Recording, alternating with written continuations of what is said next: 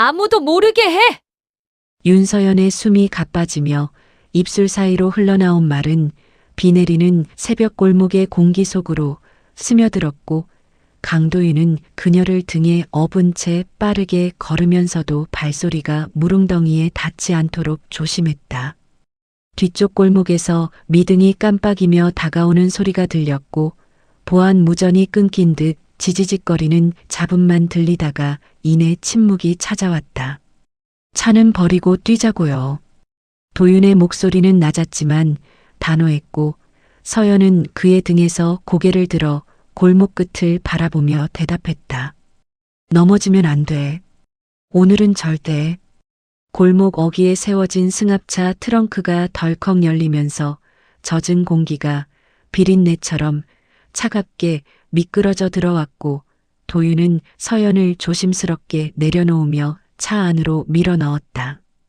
서연이 좁은 공간에 몸을 숨기자 손끝이 무의식 중에 모아지며 떨렸는데 도윤은 말없이 주머니에서 사탕 하나를 꺼내 그녀 손에 쥐어주며 낮게 말했다. 당 떨어졌죠. 서연은 씁쓸하게 웃으며 사탕 포장을 뜯었는데 포장지를 접는 손놀림이 오래된 습관처럼 정갈했고 모서리를 2번 접어 작은 삼각형으로 만들었다. 도윤은 그 모습을 보다가 자신도 모르게 손을 뻗어 떨어진 포장지 한 조각을 집어 같은 방식으로 접었고 서연은 그 손끝을 보며 한 박자 숨을 멈췄다. 왜 그렇게 포장을 접지? 도윤은 접은 포장지를 주머니에 넣으며 대답했다. 그냥 버릇입니다. 서연은 더 이상 묻지 못한 채 사탕을 입에 넣었는데 달콤함보다 오래된 공포가 먼저 혀끝에 녹아들었고 그녀는 뒷좌석에 몸을 웅크린 채 창밖을 바라봤다. 뒤쪽에서 누군가 하나, 둘, 셋 세는 소리가 희미하게 들렸고 앞쪽 신호등이 깜빡이며 붉은 빛을 흩뿌렸다. 도윤은 운전석에 올라 시동을 걸었고 차가 조용히 움직이기 시작하자 백미러로 뒤를 확인하며 말했다. 10분만 버티시면 됩니다. 버티는 건 평생 해왔어. 서연의 목소리는 지쳐 있었지만 흔들리지 않았고 도윤은 핸들을 잡은 손에 힘을 주며 골목을 빠져나갔다. 비는 더 세차게 내렸고 와이퍼가 빗물을 쓸어내는 소리만이 차 안을 채웠으며 서연은 창밖으로 흐르는 물줄기를 보다가 문득 도윤의 손을 다시 바라봤다. 왼손으로 핸들을 잡고 있었다. 그녀의 남편도 왼손잡이였고 핸들을 잡을 때 엄지를 안쪽으로 말아 넣는 습관이 있었는데 도윤의 손도 똑같은 모양이었다. 서연은 입술을 깨물며 시선을 거두었지만 그 이미지는 머릿속에서 지워지지 않았고 오히려 더 선명해졌다. 어디서 컸어? 서연이 물었고 도윤은 대답 없이 한동안 침묵하다가 짧게 말했다. 보육원입니다. 부모는? 모릅니다. 태어나자마자 버려졌다고 들었고요. 서연의 손끝이 다시 떨리기 시작했고 그녀는 손을 꽉 쥐며 떨림을 숨기려 했지만 소용없었다. 도윤은 백미러로 그 모습을 보았지만 아무 말도 하지 않았고 차는 계속 어둠 속을 달렸다. 골목을 벗어나 큰 길로 접어들자 주변이 조금씩 밝아졌지만 여전히 비는 그치지 않았고 서연은 뒷좌석에서 몸을 일으켜 앉으며 물었다. 김비서는 연락됐어? 아직입니다. 재단 쪽은? 최상무가 움직이고 있다는 첩보만 들어왔습니다. 서연은 한숨을 쉬며 창밖을 바라봤고 도심의 불빛들이 빗물에 번져 흐릿하게 보였다. 그녀는 주머니에서 낡은 수첩을 꺼내 펼쳤는데 수첩 첫 페이지에는 30여 년 전 날짜가 적혀 있었고 그 아래 작은 글씨로 산모한 정실 3일이라는 메모가 남아 있었다. 지금 가는 곳은 안전해? 일주일은 버틸 수 있습니다. 일주일 후엔?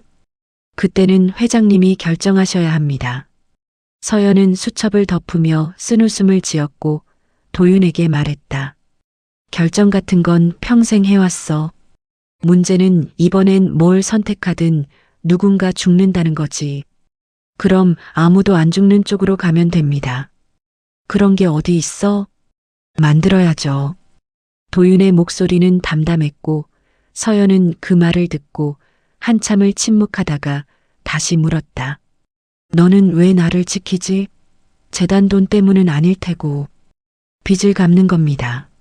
무슨 빚? 제가 살아있다는 빚이요. 서연은 그 말의 의미를 묻고 싶었지만 차가 급정거하며 말을 삼켰고 도윤은 앞을 가리키며 낮게 말했다. 검문입니다. 앞쪽에 경찰 차량 2대가 길을 막고 있었고 경광등이 빗속에서 푸르게 돌아가고 있었다.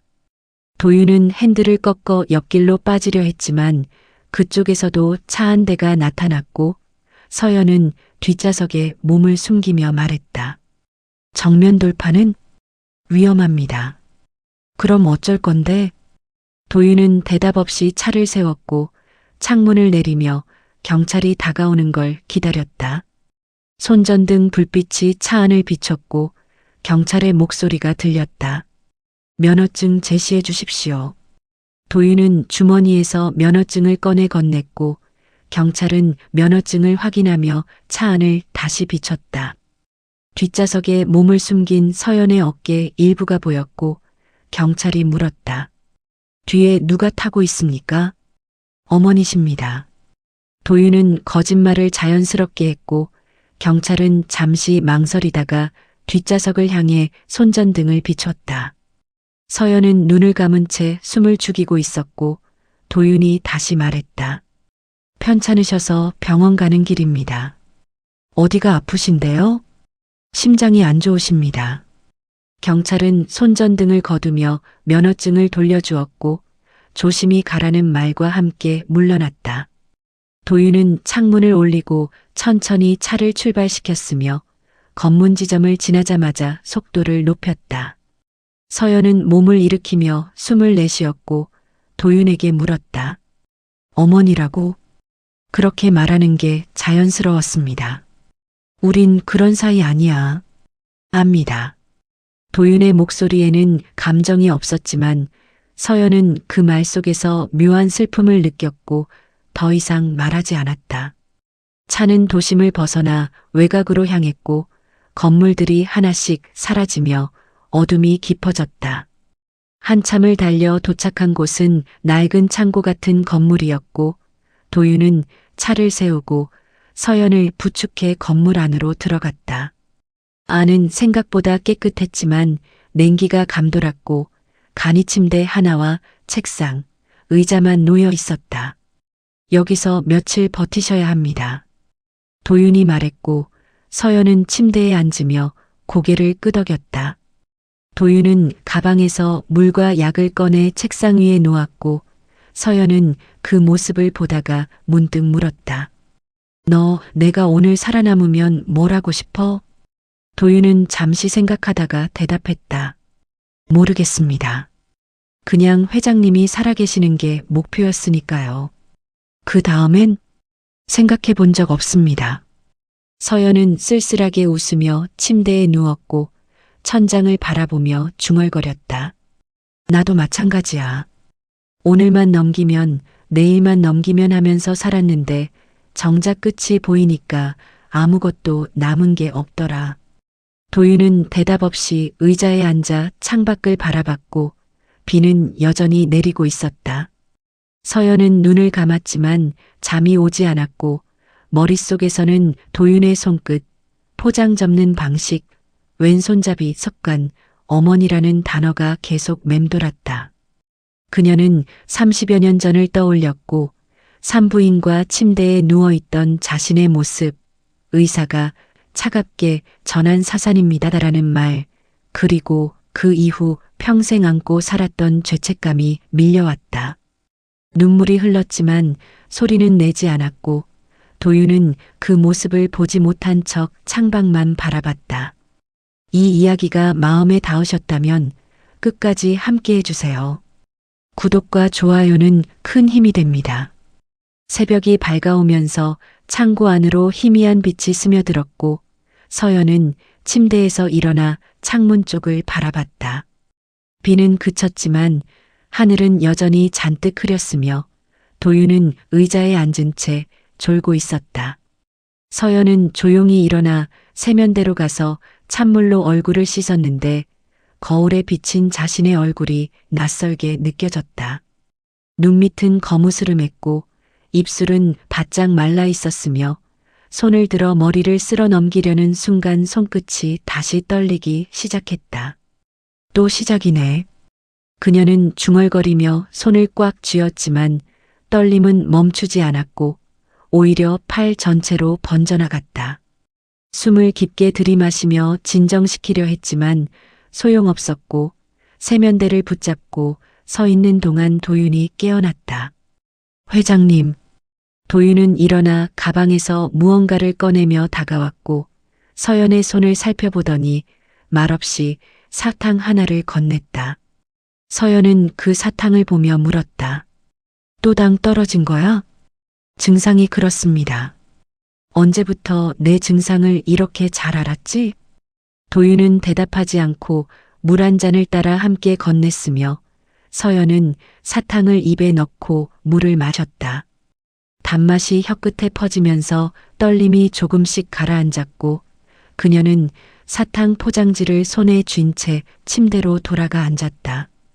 포장지를 펼쳐보다가 습관적으로 접기 시작했는데 모서리를 2번 접어 작은 삼각형을 만들고는 다시 1번 접어 더 작게 만들었다. 그 동작은 자연스러웠고 생각 없이 손이 움직이는 대로 따라갔으며 완성된 작은 조각을 주머니에 넣으려던 순간 도윤이 말했다. 그렇게 접으시는군요.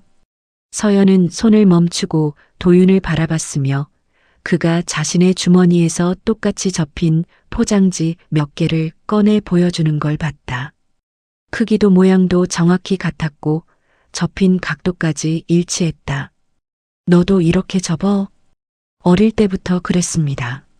누가 가르쳐줬다고 했지? 기억은 안 나지만 손이 알고 있는 것 같다고 했습니다.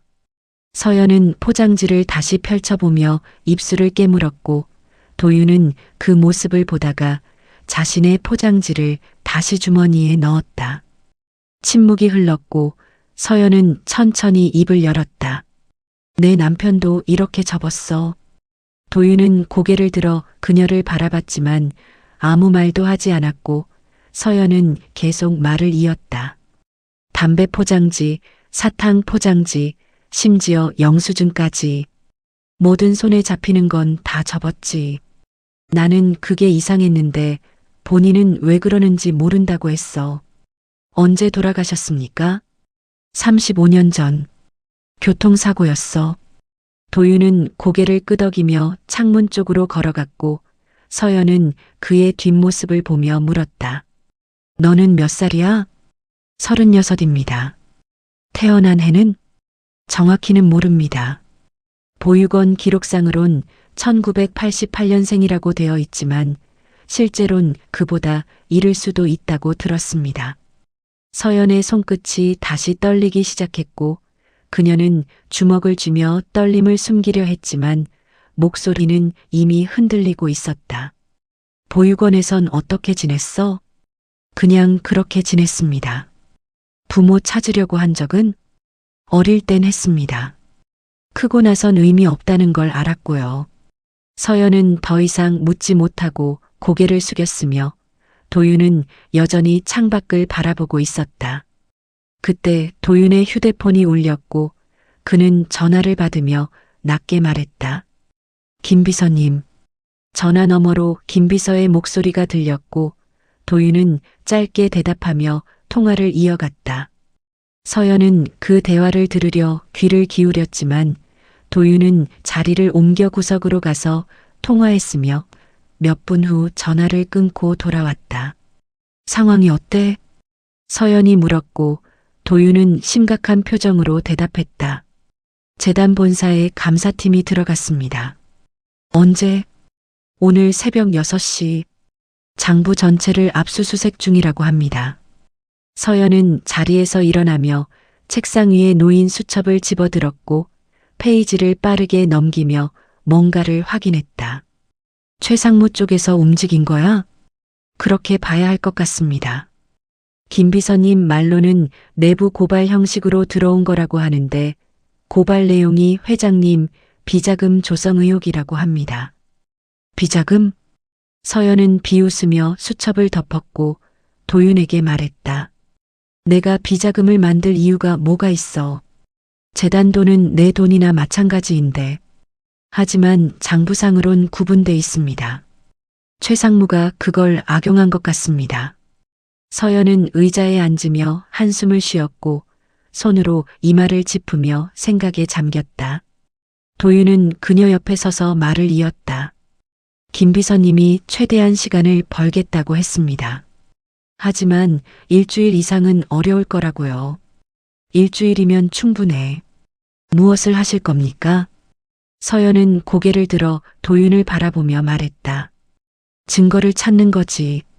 최상무가 진짜로 빼돌린 돈이 어디 있는지. 그게 어디 있는지 아십니까? 감은 있어. 문제는 그걸 증명할 방법이지. 도윤은 고개를 끄덕이며 가방에서 노트북을 꺼내 책상 위에 올려놓았고 전원을 켜며 말했다. 일단 재단 내부망부터 확인해 보겠습니다. 지금 접속이 돼? 비상계정이 하나 있습니다. 아직 막히지 않았을 겁니다. 도윤은 키보드를 두드리며 화면을 들여다봤고 서연은 그 옆에 서서 함께 화면을 봤다. 몇 번의 로그인 시도 끝에 내부망에 접속됐고 도윤은 재무 파일로 들어가 장부를 하나씩 열어봤다. 이상합니다. 뭐가? 최근 석 달간 거래 내역이 통째로 비어 있습니다. 서연은 화면을 자세히 보며 손가락으로 특정 부분을 가리켰고 낮게 중얼거렸다. 삭제한 게 아니라 덮어쓴 거야. 덮어쓰기요? 원본은 남겨두고 위에 가짜 데이터를 올린 거지. 감사팀이 보는 건 가짜고. 그럼 원본은 백업 서버에 있을 거야. 문제는 그 서버가 어디 있느냐는 건데.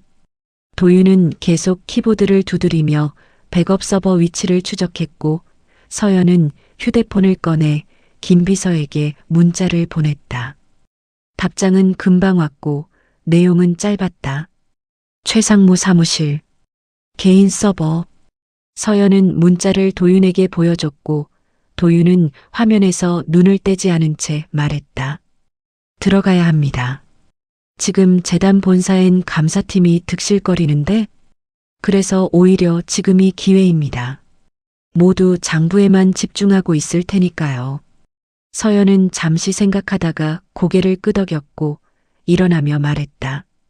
그럼 준비해. 오늘 밤에 들어간다. 위험합니다. 위험하지 않은 게 어디 있어. 지금 우리 상황이. 도윤은 더 이상 반대하지 않고 노트북을 덮었으며 서연은 창문 밖을 바라보며 생각에 잠겼다. 하늘은 여전히 흐렸고 멀리서 사이렌 소리가 희미하게 들려왔다. 회장님. 도윤이 불렀고 서연은 고개를 돌려 그를 봤다. 왜? 제가 여쭤봐도 되는 건가요? 뭘? 도윤은 잠시 망설이다가 입을 열었고 목소리는 평소보다 조금 낮았다. 아까 말씀하신 아들 이야기요. 서연의 얼굴이 굳었고 그녀는 창밖을 다시 바라보며 대답했다. 왜 그걸 물어? 그냥 궁금해서요. 궁금하면 안 돼. 죄송합니다. 도윤은 고개를 숙였고 서연은 한참을 침묵하다가 천천히 입을 열었다. 35년 전에 낳았어. 남편이 죽고 석 달 후였지. 도윤은 고개를 들어 그녀를 바라봤고 서연은 계속 말을 이었다. 병원에서 사산이라고 했어. 아이가 나올 때 숨을 안 쉬었다고. 울음소리도 없었다고. 보셨습니까? 아니, 못 봤어. 의사가 보여주지 않았거든. 산모 정신 건강에 안 좋다면서. 서연의 목소리가 떨렸고 그녀는 손으로 눈을 가리며 숨을 깊게 들이마셨다. 도윤은 다가가 물 한 잔을 따라 건넸고 서연은 그 물을 받아 마셨다. 그 뒤로 평생 죄책감에 살았어. 남편도 지키지 못하고 아이도 지키지 못했다는. 지금도 그렇게 생각하십니까? 당연하지. 엄마가 제대로 못 돼서 아이가 죽은 건데. 도윤은 고개를 저으며 말했다. 그건 회장님 잘못이 아닙니다. 내가 뭘 알아? 모릅니다. 하지만 적어도 회장님이 스스로를 탓할 이유는 없다고 생각합니다. 서연은 쓸쓸하게 웃으며 물잔을 내려놓았고 도윤에게 말했다. 고마워. 위로해줘서. 위로가 아니라 사실입니다. 둘은 한동안 말없이 서 있었고 창밖에서는 새들이 울기 시작했다. 아침이 완전히 밝아왔고 도윤은 시계를 보며 말했다. 준비하겠습니다. 밤까지는 시간이 있으니까 회장님은 좀 쉬십시오. 너도 쉬어야지. 전 괜찮습니다. 서연은 더 이상 말하지 않고 침대에 누웠으며 도윤은 의자에 앉아 노트북을 다시 켰다.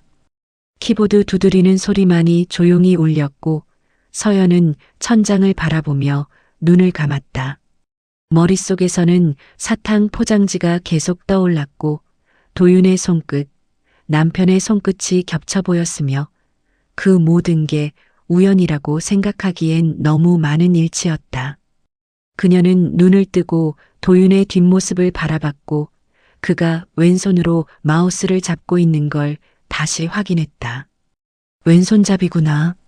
서연이 중얼거렸지만 도윤은 듣지 못했고 그녀는 다시 눈을 감으며 스스로에게 말했다. 그냥 우연이야. 세상엔 왼손잡이가 많으니까. 하지만 그 말을 믿을 수 없었고 가슴 한구석에서는 무언가가 자꾸만 속삭이고 있었다. 서연은 얕은 잠에 빠졌지만 편안하지 않았고 꿈속에서 그녀는 다시 35년 전 그 산부인과 침대 위에 누워 있었다. 천장의 형광등이 너무 밝았고 의사의 차가운 손이 그녀의 배를 누르며 초음파 기계를 움직이고 있었으며 간호사는 옆에서 아무 말 없이 서 있었다. 심박동이. 의사가 말을 멈췄고 서연은 그 침묵이 무엇을 의미하는지 알았지만 믿고 싶지 않았다. 손을 뻗어 배를 만지며 속으로 빌었는데 제발 움직여달라고, 제발 살아있다고 말해 달라고 간절히 빌었지만 의사는 고개를 저으며 기계를 끄고 있었다. 유감입니다. 아기가. 아니에요. 서연이 소리쳤지만 목소리는 나오지 않았고 입만 벌린 채 숨만 헐떡이고 있었으며 간호사가 다가와 그녀의 손을 잡으며 진정시키려 했지만 소용없었다. 진통이 시작됐고 통증이 밀려왔으며 그녀는 비명을 지르고 싶었지만 여전히 목소리는 나오지 않았다. 분만실로 옮겨졌고 차가운 조명 아래에서 그녀는 계속 힘을 주며 밀어냈지만 끝에는 침묵만 있었다.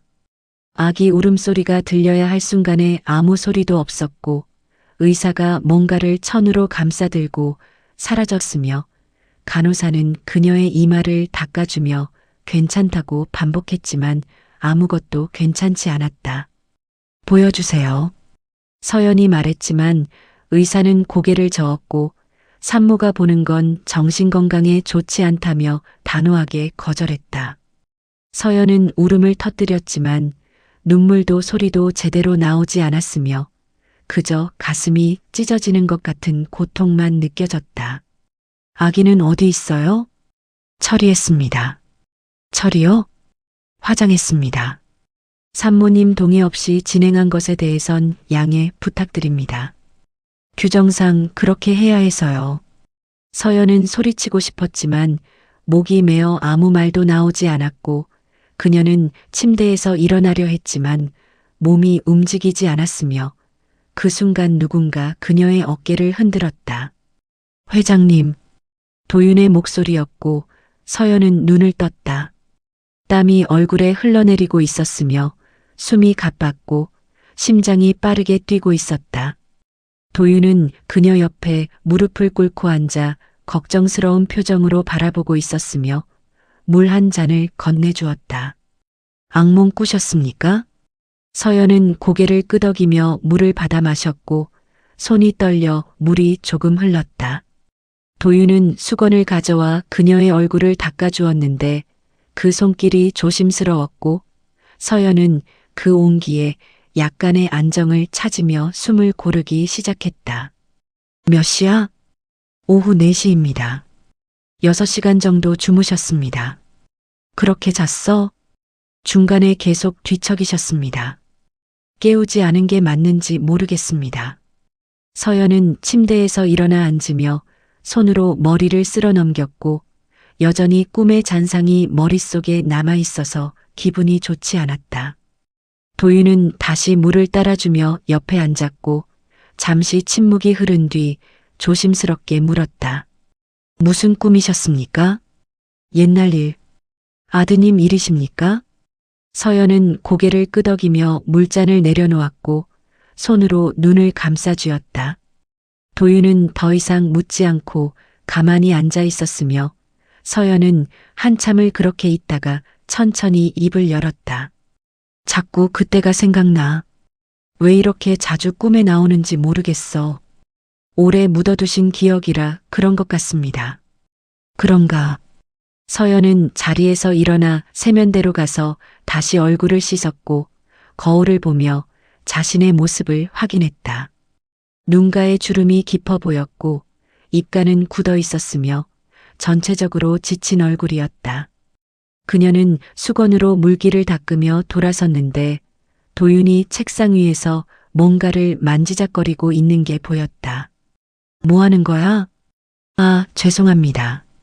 도윤은 손에 들고 있던 것을 내려놓으려 했지만 서연이 다가와 그것을 가로챘고 보니 작은 은목걸이였다. 가는 체인에 작은 음판이 달려 있었으며 음판에는 희미하게 글자가 새겨져 있었다. 이게 뭐야? 제 거입니다. 손목에 감고 있던 거? 네. 서연은 은목걸이를 자세히 들여다봤고 새겨진 글자를 읽으려 했지만 너무 달아서 잘 보이지 않았다. 눈을 가늘게 뜨고 빛에 비춰보니 시옷자와 히읗자가 희미하게 보였으며 그 뒤로 뭔가 더 있었지만 완전히 지워진 상태였다. 이거 어디서 났어? 보육원에서 같이 왔다고 들었습니다. 제가 버려질 때 목에 걸려 있었다고요. 서연의 손이 떨리기 시작했고 은목걸이가 손가락 사이에서 흔들렸다. 그녀는 목걸이를 더 자세히 들여다봤으며 시오치음라는 글자를 반복해서 확인했다. 서연. 그녀는 중얼거렸고 도윤이 물었다. 뭐라고요? 아니, 아무것도. 서연은 목걸이를 도윤에게 돌려주려 했지만 손이 떨려서 떨어뜨렸고 목걸이는 바닥에 떨어지며 쨍그랑 소리를 냈다. 도윤이 몸을 숙여 주우려 하자 서연이 먼저 손을 뻗었는데 두 사람의 손이 동시에 목걸이에 닿았고 서연은 도윤의 손등에 있는 흉터를 다시 봤다. 작고 희미한 흉터였지만 분명히 있었고 서연은 그 흉터를 보며 숨을 멈췄다. 도윤은 목걸이를 집어들고 일어섰으며 서연도 천천히 일어나 그를 바라봤다. 그 흉터는 뭐야? 어릴 때 생긴 겁니다. 무슨 흉터인데?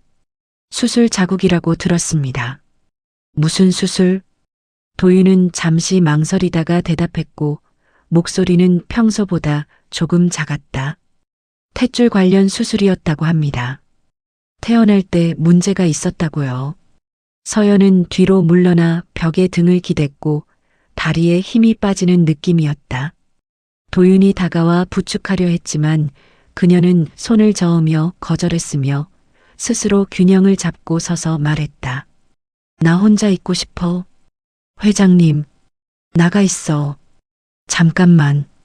도윤은 더 이상 말하지 않고 밖으로 나갔으며 문이 닫히는 소리가 났다.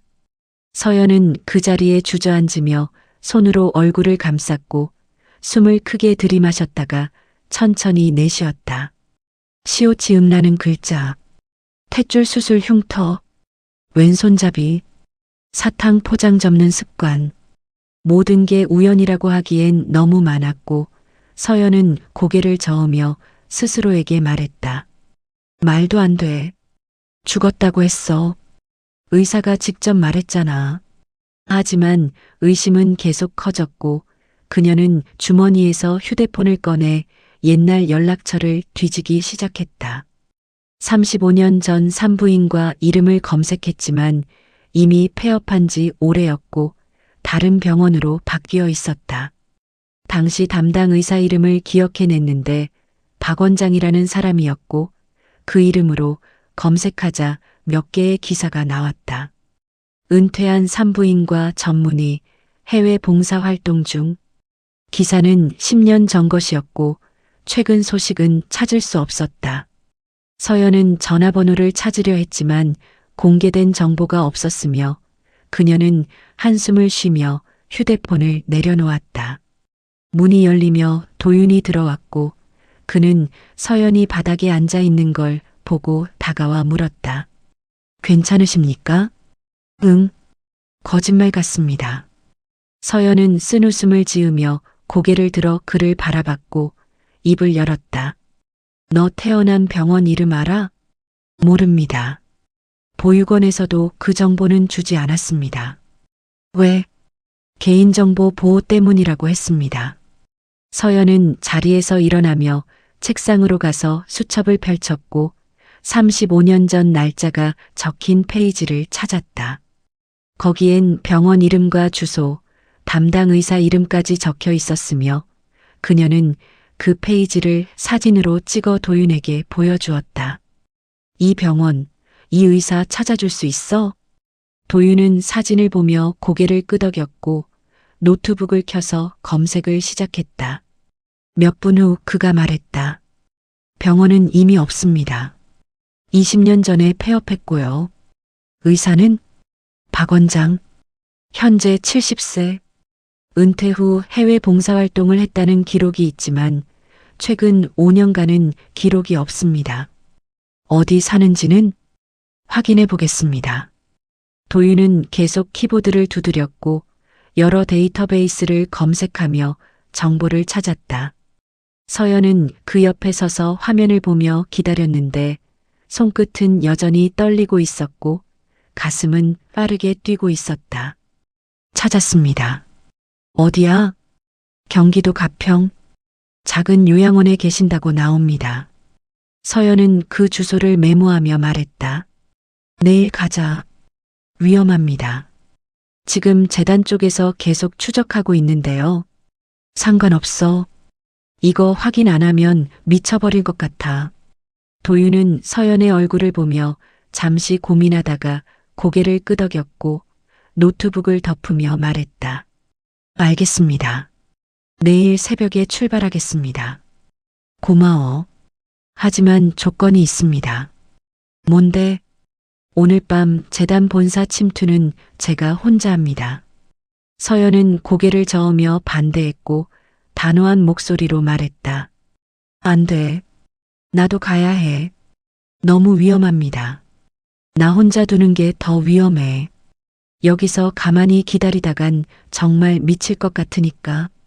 도윤은 더 이상 반대하지 않았고 한숨을 쉬며 시계를 봤다. 6시가 다 되어가고 있었으며 밖은 어두워지기 시작했다. 그럼 8시에 출발하겠습니다. 그 전에 준비할 게 있으니 회장님은 좀 더 쉬십시오. 너도 쉬어. 전 괜찮습니다. 도윤은 가방을 챙기며 문 쪽으로 갔고 서연이 불렀다. 도윤아. 네. 그 목걸이 다시 한번 보여줄 수 있어? 도윤은 주머니에서 목걸이를 꺼내 서연에게 건넸고 서연은 그것을 손에 쥐고 자세히 들여다봤다. 음판에 새겨진 글자를 손가락으로 쓸어보며 시오치으카 정말 서연을 의미하는 건지 확인하려 했지만 확신할 수 없었다. 이거 벗어본 적 있어? 없습니다. 평생 차고 있었습니다. 왜? 이게 유일한 연결고리니까요. 저를 버린 사람과의. 서연은 목걸이를 도윤에게 돌려주며 물었다. 그 사람을 원망하지 않아? 어릴 땐 했습니다. 지금은 아닙니다. 왜? 버린 데는 이유가 있었을 거라고 생각하니까요. 서연은 더 이상 말하지 못하고 고개를 돌렸으며 도윤은 목걸이를 다시 주머니에 넣고 밖으로 나갔다. 문이 닫히고 서연은 혼자 남았다. 그녀는 침대에 앉아 수첩을 다시 펼쳤고 35년 전 그날을 떠올렸다. 사산이라는 말을 들었을 때의 충격, 아기를 볼 수 없다는 말을 들었을 때의 절망, 그리고 그 이후 평생 안고 살았던 죄책감. 모든 게 진짜였을까? 아니면 뭔가 숨겨진 게 있었을까? 내일이면 알 수 있겠지. 그녀는 중얼거리며 수첩을 덮었고 창밖을 바라봤다. 어둠이 완전히 내려앉았고 별이 하나씩 보이기 시작했으며 그녀는 그 별들을 보며 오랜만에 기도했다. 제발 진실이 뭐든 받아들일 수 있게 해주세요. 밤 8시 도윤과 서연은 창고를 나섰고 준비한 검은색 승용차에 올라 재단 본사를 향해 출발했다. 도심으로 들어갈수록 불빛이 많아졌으며 서연은 조수석에 앉아 창밖을 바라보면서도 계속 손을 주물럭거렸고 도윤은 그 모습을 곁눈질로 보며 운전했다. 긴장되십니까? 아니, 손이 말해주고 계십니다. 서연은 손을 무릎 위에 가지런히 올려놓으며 대답했고 목소리는 의외로 담담했다. 긴장이 아니라 불안이야. 오늘 들키면 끝이니까. 들키지 않을 겁니다. 어떻게 확신해? 김 비서님이 동선을 다 정리해 주셨습니다. 감사팀은 지금 회계부에만 집중하고 있고 최상무 사무실 쪽은 비어 있다고요. 서연은 고개를 끄덕이며 가방에서 모자와 마스크를 꺼냈고 도윤도 같은 것을 준비했다. 재단 본사까지는 30분 정도 남았으며 두 사람은 말없이 각자의 생각에 잠겼다. 재단 본사 건물이 보이기 시작했고 도윤은 지하 주차장이 아닌 뒷골목 쪽으로 차를 돌렸다. 건물 뒤편에는 직원용 출입구가 있었는데 CCTV는 있었지만 사각지대가 몇 곳 존재했으며 도윤은 그곳에 차를 세웠다. 여기서 내리겠습니다. 두 사람은 차에서 내려 모자를 눌러쓰고 마스크를 착용했으며 도윤이 앞장서서 직원용 출입구로 향했다. 문은 카드키로 열리는 시스템이었는데 도윤은 주머니에서 카드 하나를 꺼내 찍었고 초록불이 들어오며 문이 열렸다. 어디서 난 거야? 김 비서님이 준비해 주신 겁니다. 안으로 들어가자 비상계단이 나왔고 두 사람은 계단을 올라 10층까지 갔다. 숨이 찼지만 멈추지 않았으며 10층에 도착하자 도윤이 문을 살짝 열어 복도를 확인했다. 아무도 없었고 불은 반쯤 꺼져 있었으며 멀리서 청소기 돌아가는 소리만 희미하게 들렸다. 최상무 사무실은 저쪽 끝입니다. 도윤이 가리킨 방향으로 복도가 길게 뻗어 있었고 서연은 고개를 끄덕이며 따라갔다. 두 사람은 조용히 걸으며 주변을 경계했는데 복도 중간쯤에서 청소 직원과 마주쳤고 서연은 고개를 숙여 얼굴을 가렸다. 수고하세요. 도윤이 자연스럽게 인사했고 청소 직원도 고개를 끄덕이며 지나갔다. 서연은 안도의 한숨을 쉬며 계속 걸었고 최상무 사무실 앞에 도착했다. 문은 잠겨 있었고 도윤은 카드키를 다시 시도했지만 이번엔 빨간불이 들어왔다. 안 열립니다. 비밀번호는? 모릅니다. 서연은 문손잡이를 잡아당겨 봤지만 꿈쩍하지 않았고 그녀는 주변을 둘러보다가 복도 끝에 있는 비상도구함을 발견했다. 그쪽으로 가서 소화기를 하나 들고 돌아왔으며 도윤이 놀라 말했다. 뭐 하시려고요? 문 부수는 거지. 너무 소리가 큽니다. 다른 방법 있어? 도윤은 잠시 생각하다가 고개를 저었고 서연은 소화기를 들어 문손잡이 부분을 내리쳤다. 쿵 소리가 복도에 울렸지만 생각보다 크지 않았으며 두 번째 내리치자 문손잡이가 휘어졌고 세 번째에 완전히 부서지며 문이 열렸다. 들어가. 두 사람은 재빨리 안으로 들어갔고 도윤이 문을 닫으며 부서진 손잡이를 최대한 원래 위치에 끼워 넣었다. 사무실 안은 어두웠고 도윤은 휴대폰 플래시를 켜서 주변을 비췄다. 책상, 서류 캐비닛, 소파, 그리고 구석에 놓인 작은 금고가 보였고 서연이 그쪽을 가리켰다. 저기, 금고는 열 수 없습니다. 서버는? 도윤은 플래시를 이리저리 비추다가 책상 밑을 발견했고 거기 작은 서버 박스가 놓여 있었다. 무릎을 꿇고 앉아 케이블을 확인하며 말했다. 여기 있습니다. 복사할 수 있어? 시간이 좀 걸릴 겁니다. 도윤은 가방에서 노트북을 꺼내 서버에 연결했고 화면이 켜지며 파일 목록이 나타났다.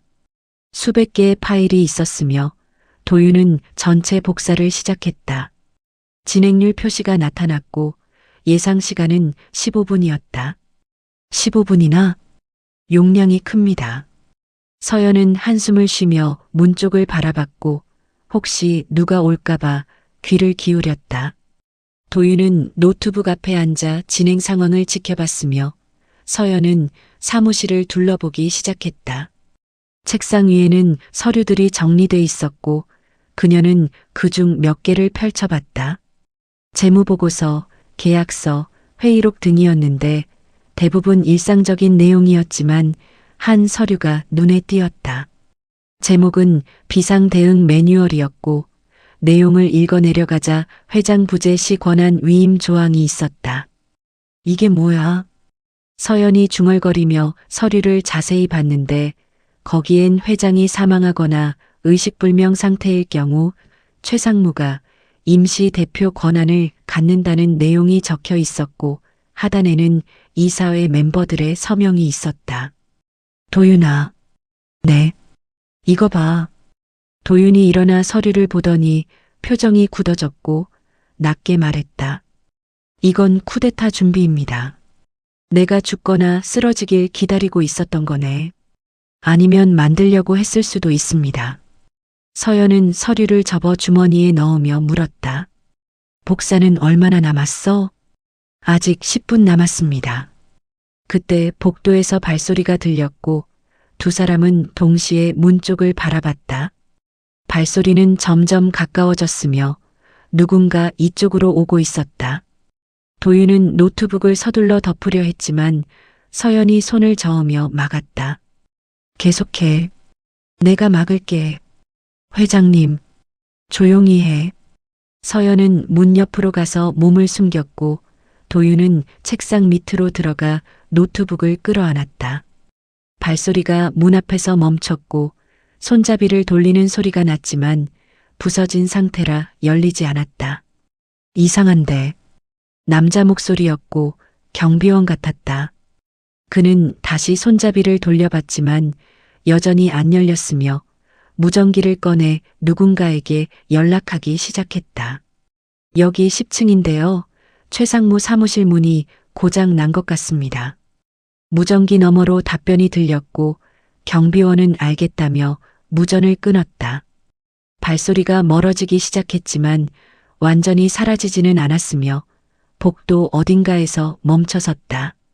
서연은 문틈으로 밖을 살짝 봤고 경비원이 복도 끝에 서서 휴대폰으로 통화하는 게 보였다. 그녀는 도윤에게 손짓으로 신호를 보냈고 도윤은 고개를 끄덕이며 복사 진행률을 확인했다. 70%였다. 시간이 느리게 흘렀고 서연은 계속 경비원을 감시했다. 경비원은 통화를 끝내고 다시 이쪽으로 걸어왔으며 이번엔 다른 경비원과 함께였다. 문이 부서진 것 같다고요?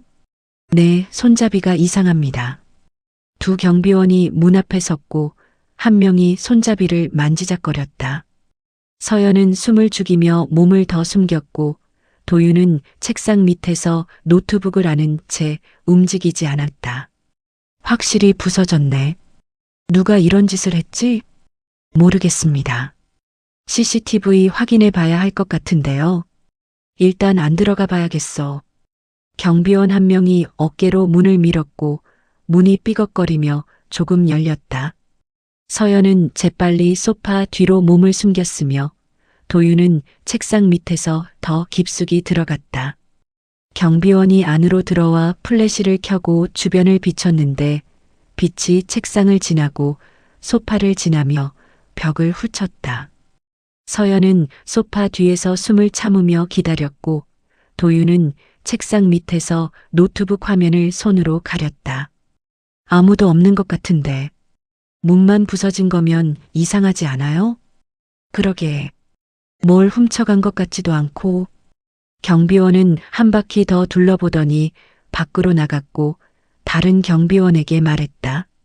일단 보고하고 내일 아침에 최 상무님께 연락드려야겠어. 문은 어떻게 해요? 임시로 막아놓고 내일 수리 요청하면 되죠. 두 경비원은 밖으로 나가며 문을 닫으려 했지만 손잡이가 부서져서 제대로 닫히지 않았고 그냥 문을 기댄 채로 두고 떠났다. 발소리가 완전히 사라지고 서연은 소파 뒤에서 일어났다. 끝났어? 도윤은 책상 밑에서 기어 나오며 노트북을 확인했고 화면에는 복사 완료라는 메시지가 떠 있었다. 끝났습니다. 그럼 빨리 나가자. 도윤은 노트북을 가방에 넣고 서버에서 케이블을 분리했다. 두 사람은 조심스럽게 문을 열고 복도로 나왔는데 다행히 아무도 없었고 비상계단으로 향해 빠르게 걸었다. 계단을 내려가는 동안 누군가 올라오는 소리가 들렸고 두 사람은 층계참에 숨어 기다렸다. 청소 직원이 지나갔고 그들은 다시 내려가기 시작했다. 1층에 도착해 직원용 출입구로 나가려는 순간 정문 쪽에서 경광등 불빛이 보였고 경찰차 한 대가 도착하는 게 보였다. 경찰까지 왔네. 빨리 나가야 합니다. 두 사람은 출입구 문을 열고 밖으로 나갔으며 뒷골목으로 달려가 차에 올랐다. 도윤은 시동을 걸고 조용히 차를 출발시켰는데 헤드라이트를 켜지 않은 채 골목을 빠져나갔고 큰 길에 들어서자마자 불을 켰다. 성공했어. 서연이 안도의 한숨을 쉬며 말했고 도윤은 고개를 끄덕이며 운전에 집중했다. 재단 건물이 점점 멀어졌으며 경광등 불빛도 사라졌다. 창고로 돌아가는 길은 조용했고 서연은 가방에서 물을 꺼내 마시며 긴장을 풀었다. 도윤에게도 물을 건넸는데 그는 한 손으로 받아 마시다가 물병을 서연에게 돌려줬다. 고생했어. 별 말씀을요. 너 없었으면 못했을 거야. 회장님도 없었으면 못했을 겁니다. 서연은 웃으며 창밖을 바라봤고 도시의 불빛이 흘러갔다. 한참을 달리다가 그녀가 물었다. 배고프지 않아? 조금요. 어디 들를까? 지금은 위험합니다. 창고 돌아가서 먹겠습니다. 서연은 고개를 끄덕이며 가방에서 사탕을 하나 꺼내 먹었고 도윤에게도 하나 건넸다. 도윤은 사탕을 받아 입에 넣으며 운전을 계속했는데 그 모습을 보던 서연이 문득 말했다. 너 왼손으로 먹네. 네. 사탕. 왼손으로 입에 넣잖아. 도윤은 자신의 손을 보며 대답했고 목소리는 담담했다. 평소엔 의식 못했는데 그런가 봅니다. 뭐든 왼손으로 하는 거야? 대부분요. 글 쓸 때, 먹을 때, 물건 잡을 때도. 서연은 고개를 끄덕이며 조용히 앉아 있었고 머릿속에서는 또 다른 기억이 떠올랐다. 남편이 밥을 먹을 때도 왼손으로 숟가락을 잡았고 뜨거운 국을 먹을 때는 항상 먼저 숟가락으로 떠서 입으로 불어 식힌 다음 먹었으며 그 습관을 보며 자신도 따라하게 됐던 기억. 너 뜨거운 거 먹을 때 어떻게 해? 뜨거운 거요? 응. 국이나 찌개 같은 거 먼저 시킵니다. 어떻게? 숟가락으로 떠서 불어서요. 서연의 손끝이 다시 떨리기 시작했고 그녀는 주먹을 쥐며 창밖을 바라봤다. 도윤은 그 모습을 백미러로 보았지만 아무 말도 하지 않았으며 차는 계속 어둠 속을 달렸다. 창고에 도착했고 두 사람은 안으로 들어가 가방을 내려놓았다. 도윤은 노트북을 켜서 복사한 파일을 확인하기 시작했으며 서연은 간이 침대에 앉아 그 모습을 지켜봤다. 뭐가 나와? 재무기록, 거래 내역, 계약서들입니다. 분석하려면 시간이 좀 걸릴 것 같습니다. 내일 하자. 지금은 너무 피곤해. 알겠습니다. 도윤은 노트북을 덮고 가방에서 간단한 음식을 꺼냈다. 빵과 우유 그리고 과일 몇 개였는데 두 사람은 말없이 나눠 먹었다. 서연은 빵을 뜯으며 도윤을 보았고 그가 우유를 마시는 모습을 유심히 봤다. 왼손으로 우유팩을 잡고 빨대를 입에 물고 천천히 마시는 모습. 모든 게 자연스러웠지만 동시에 낯익었으며 서연은 그 모습에서 남편의 그림자를 보는 것 같았다. 내일 가평 가는 거 준비됐어? 네. 새벽 5시에 출발하겠습니다. 박 원장이 우리를 만나줄까? 만나달라고 사전에 연락드렸습니다. 수락하셨습니다. 뭐라고 말했는데? 35년 전 출산 기록에 대해 확인하고 싶다고 했습니다. 서연은 고개를 끄덕이며 빵을 삼켰고 우유를 마시며 생각에 잠겼다. 내일이면 진실을 알 수 있을지도 모른다는 기대와 만약 진실이 두렵다면 어떻게 할 것인가 하는 불안이 교차했다. 자자, 내일 일찍 일어나야 하니까. 도윤이 말했고 서연은 고개를 끄덕이며 침대에 누웠다. 도윤은 불을 끄고 의자에 앉아 눈을 감았으며 창밖으로는 달빛이 희미하게 들어왔다. 서연은 천장을 바라보며 잠을 청했지만 쉽게 오지 않았고 머릿속에서는 계속 도윤의 모습이 떠올랐다.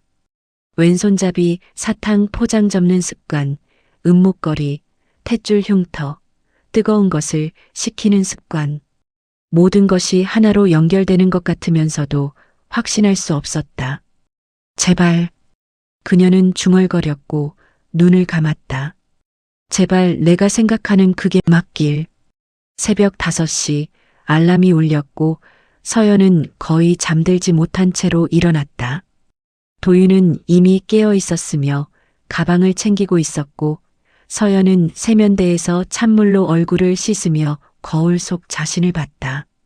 눈은 충혈돼 있었고 얼굴은 더 야위어 보였지만 눈빛만은 또렷했다.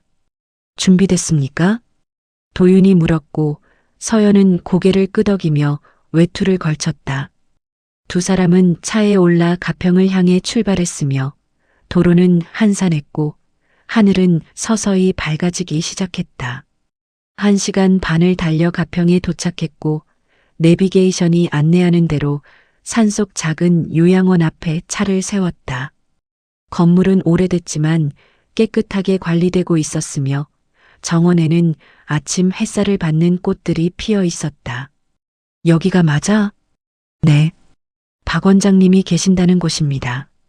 두 사람은 차에서 내려 현관으로 걸어갔고 초인종을 눌렀다. 잠시 후 중년 여성이 문을 열었으며 방문 목적을 물었다. 도윤이 박 원장을 만나러 왔다고 말하자 여성은 고개를 끄덕이며 안으로 안내했다. 이쪽으로 오세요. 원장님께서 기다리고 계십니다. 복도를 따라 걸어가자 작은 방이 나왔고 문이 열려 있었다. 안에는 70대로 보이는 노인이 창가에 앉아 책을 읽고 있었으며 그가 고개를 들어 두 사람을 봤다. 어서 오세요. 목소리는 나이에 비해 힘이 있었고 박 원장은 책을 덮으며 두 사람을 맞이했다. 서연과 도윤은 방 안으로 들어가 인사를 했으며 박 원장은 소파를 가리키며 앉으라고 했다. 전화로 말씀하신 분이 윤서연 씨 맞습니까? 네, 맞습니다. 35년 전이라고 하셨죠. 기억이 가물가물하지만 성함은 기억합니다. 제가 직접 담당했던 케이스였으니까요. 서연은 손을 꽉 쥐며 물었고 목소리는 떨리고 있었다. 제 아이가 정말 죽었습니까? 박 원장은 잠시 침묵하다가 한숨을 쉬었고 창밖을 바라보며 천천히 입을 열었다. 그 일에 대해서는 평생 죄책감을 안고 살았습니다. 무슨 말씀이신지 솔직히 말씀드리자면 저도 확신하지 못합니다. 당시 상황이 너무 혼란스러웠고 제가 직접 확인하지 못한 부분들이 있었으니까요. 서연은 앞으로 몸을 기울이며 다시 물었고 목소리는 더 절박해졌다. 어떤 부분을 확인 못하셨다는 겁니까? 박 원장은 두 손을 모으며 기억을 더듬었고 천천히 말을 이었다. 출산 당시 아기가 나왔을 때 울음소리가 없었습니다. 제가 직접 확인했을 때도 심박동이 매우 약했고 호흡도 거의 없었죠. 그래서 사산으로 판단했습니다. 그런데요? 그런데 간호사 한 명이 나중에 제게 말했습니다. 아기를 옮기는 과정에서 희미한 울음소리를 들었다고요. 서연의 얼굴이 창백해졌고 도윤은 박 원장을 주시하며 물었다. 그 간호사는 지금 어디 계십니까? 돌아가셨습니다. 10년 전에요. 하지만 그분이 남긴 기록이 있습니다. 박 원장은 서랍에서 낡은 수첩을 꺼냈고 페이지를 넘기며 특정 부분을 보여줬다. 거기엔 날짜와 함께 짧은 메모가 적혀 있었다. 윤서연 산모 남아 출산. 울음소리 확인. 원장 판단과 상의. 후속 조치 불명. 서연은 그 글자를 보며 손으로 입을 막았고 눈에서 눈물이 흘러내렸다. 도윤은 그녀의 어깨에 손을 올렸지만 아무 말도 하지 못했으며 박 원장은 계속 말을 이었다. 당시 병원에 압력이 있었습니다. 구체적으로 말씀드릴 순 없지만 어떤 조직에서 산모와 아기를 분리하라는 요구를 받았고 저는 그 압력에 굴복했습니다. 누구였습니까? 정확히는 모릅니다. 하지만 재단과 관련된 사람들이었던 것 같습니다. 당시 산모님 남편이 사고로 돌아가신 직후였고 유산 문제가 복잡하게 얽혀 있었다고 들었습니다. 서연은 고개를 떨구며 울음을 터뜨렸고 어깨가 떨렸다. 도윤은 그녀를 안아주며 박 원장에게 다시 물었다. 아기는 어디로 갔습니까? 그것도 모릅니다. 제가 사산으로 기록한 후 다른 누군가가 아기를 데려갔습니다. 아마도 보육원이나 입양 쪽으로 간 것 같지만 확실하지 않습니다.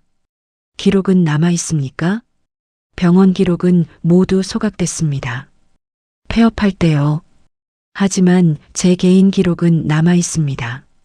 박 원장은 다시 서랍을 뒤지더니 오래된 파일 하나를 꺼냈고 서연에게 건넸다. 서연은 떨리는 손으로 파일을 받아 펼쳤으며 안에는 출생 기록과 함께 작은 발도장이 찍혀 있었다. 이게 제 아이 발인가요? 네. 제가 직접 찍었습니다. 혹시 나중에 필요할까봐 남겨뒀습니다. 서연은 발도장을 손가락으로 쓰다듬으며 울었고 도윤은 그 모습을 보며 자신도 모르게 눈시울이 붉어졌다. 박 원장은 차를 따라 두 사람 앞에 놓으며 조용히 말했다. 용서를 구할 자격은 없지만 그래도 말씀드립니다. 죄송합니다. 서연은 고개를 들어 박 원장을 바라봤고 눈물 흐르는 얼굴로 물었다. 제 아이가 살아있을 가능성이 있습니까? 글쎄요. 35년이 지났으니 확신할 순 없지만 만약 그때 살아서 어딘가로 갔다면 지금도 살아있을 겁니다. 도윤은 조용히 자신의 팔을 만지작거렸고 소매 속 흉터가 느껴졌다. 서연은 그 모습을 보다가 박 원장에게 다시 물었다. 혹시 그때 아기에게 수술을 했습니까? 네. 탯줄 처리 과정에서 문제가 있어서 응급 봉합을 했습니다. 배꼽 근처에 작은 흉터가 남았을 겁니다. 서연은 도윤을 돌아봤고 도윤도 그녀를 바라봤다. 두 사람의 시선이 마주쳤으며 그 순간 모든 것이 명확해지는 것 같았지만 아직 말로 꺼낼 순 없었다. 감사합니다. 이만 가보겠습니다. 서연은 파일을 가슴에 안고 일어났으며 도윤도 따라 일어났다. 박 원장은 두 사람을 배웅하며 현관까지 나왔고 마지막으로 말했다. 진실을 찾으시길 바랍니다. 그게 제가 할 수 있는 유일한 속죄입니다. 두 사람은 차에 올랐고 서연은 파일을 무릎에 올려놓은 채 창밖을 바라봤다. 눈물은 멈췄지만 가슴은 여전히 뛰고 있었으며 도윤은 시동을 걸지 않고 그녀를 기다렸다. 회장님, 잠깐만. 정리할 시간이 필요해. 서연은 눈을 감고 깊게 숨을 들이마셨으며 천천히 내쉬었다. 그 과정을 몇 번 반복한 후 눈을 뜨고 도윤을 봤다. 내 팔 보여줄 수 있어? 도윤은 잠시 망설이다가 소매를 걷어 올렸고 팔 안쪽에 있는 흉터를 보여줬다. 서연은 그 흉터를 자세히 보았으며 작고 희미했지만 분명히 수술 자국이었다. 이게 언제 생긴 거라고 들었어? 태어날 때라고 들었습니다. 정확한 날짜는 모릅니다. 보육원 기록상으론 1988년 4월로만 되어 있습니다. 서연은 파일을 펼쳤고 출생 기록을 확인했다. 날짜는 1988년 4월 12일이었으며 그녀의 기억과 정확히 일치했다. 도윤아. 네. 나 물어봐도 돼? 무엇을요? 서연은 입술을 깨물며 말을 이어갔고 목소리는 떨렸다. 너 혹시 나일지도 모른다는 생각 안 해봤어? 도윤은 대답하지 않았고 고개를 돌려 창밖을 바라봤다. 침묵이 흘렀으며 서연은 그 침묵을 견디지 못하고 다시 물었다. 대답해줘. 제발. 생각해봤습니다. 도윤의 목소리는 낮았고 떨리고 있었다. 언제부터? 처음 회장님을 봤을 때부터요. 왜 말 안 했어? 확신할 수 없었으니까요. 그리고 혹시 아니라면 회장님께 상처만 드릴 것 같아서요. 서연은 눈물을 흘리며 도윤의 손을 잡았고 그의 손은 차갑고 떨리고 있었다. 우리 검사해 봐야겠지? 네. DNA 검사. 알고 있습니다. 두 사람은 손을 맞잡은 채 한참을 그렇게 앉아 있었고 밖에서는 새들이 지저귀고 있었다. 그때 도윤의 휴대폰이 울렸으며 김비서였다. 도윤은 전화를 받았고 김비서의 급한 목소리가 들렸다. 도윤 씨, 큰일 났습니다. 무슨 일입니까? 최상무 쪽에서 회장님 위치를 추적하고 있습니다. 지금 당장 움직이셔야 합니다. 어떻게 알았습니까? 차량 블랙박스를 해킹한 것 같습니다. 정확한 위치는 모르지만 가평 쪽이라는 건 파악한 것 같습니다. 도윤은 재빨리 시동을 걸며 말했다. 알겠습니다. 지금 이동하겠습니다. 전화를 끊고 서연에게 말했다. 최상무가 추적하고 있습니다. 빨리 떠나야 합니다. 차가 출발했고 요양원을 벗어나 산길을 내려가기 시작했다. 그런데 커브를 돌아서는 순간 반대편에서 검은색 SUV 한 대가 나타났으며 두 차는 정면으로 마주쳤다. 조심하세요. 도윤이 급히 핸들을 꺾었지만 SUV도 같은 방향으로 움직였고 두 차가 스치며 지나갔다. 사이드 미러가 부딪히는 소리가 났으며 도윤은 가속 페달을 밟아 속도를 높였다. 뒤보세요. 서연이 소리쳤고 뒤를 돌아보니 SUV가 유턴해서 쫓아오고 있었다. 도윤은 산길을 빠르게 내려갔지만 SUV도 속도를 높이며 따라왔고 점점 거리가 좁혀졌다. 저들이 누구야? 최상무 사람들일 겁니다. 커브길이 계속됐고 도윤은 능숙하게 핸들을 조작하며 거리를 벌리려 했지만 SUV는 집요하게 따라붙었다. 직선 구간에 들어서자 SUV가 옆으로 붙으며 차를 밀어붙이기 시작했고 도윤은 중심을 잡으려 애썼다. 버티세요. 도윤이 급브레이크를 밟았고 SUV가 앞으로 튀어나갔다. 그 순간 도윤은 핸들을 꺾어 옆길로 빠졌으며 비포장도로로 들어섰다. 차가 흔들렸고 먼지가 일어났으며 서연은 손잡이를 붙잡고 버텼다. 뒤에서 SUV도 따라 들어왔고 비포장도로에서 두 차의 추격전이 계속됐다. 나무 사이로 차가 달렸으며 가지들이 창문을 때렸고 도윤은 계속 앞만 보며 운전했다. 숲길을 빠져나와 다시 포장도로로 나왔고 도윤은 속도를 더 높였다. 하지만 SUV도 나왔으며 이번엔 옆이 아닌 뒤에서 들이받기 시작했다. 충격으로 차가 휘청거렸고 도윤은 핸들을 꽉 잡으며 균형을 잡았다. 안 되겠습니다. 계속 당할 순 없습니다. 도윤은 급브레이크를 다시 밟았고 차가 스피나며 방향을 틀었다. SUV가 옆으로 지나갔고 도윤은 그 틈을 타서 반대 방향으로 달렸다. 하지만 SUV도 다시 유턴했으며 추격은 계속됐다. 시내로 들어서자 차들이 많아졌고 도윤은 차 사이를 누비며 달렸다. SUV도 따라왔지만 큰 차체 때문에 기동성이 떨어졌으며 점점 거리가 벌어졌다. 신호등 앞에서 도윤은 잠시 멈췄고 뒤를 확인했다. SUV는 보이지 않았지만 안심할 수 없었으며 그는 다시 출발해 골목으로 들어갔다. 일단 안전한 것 같습니다.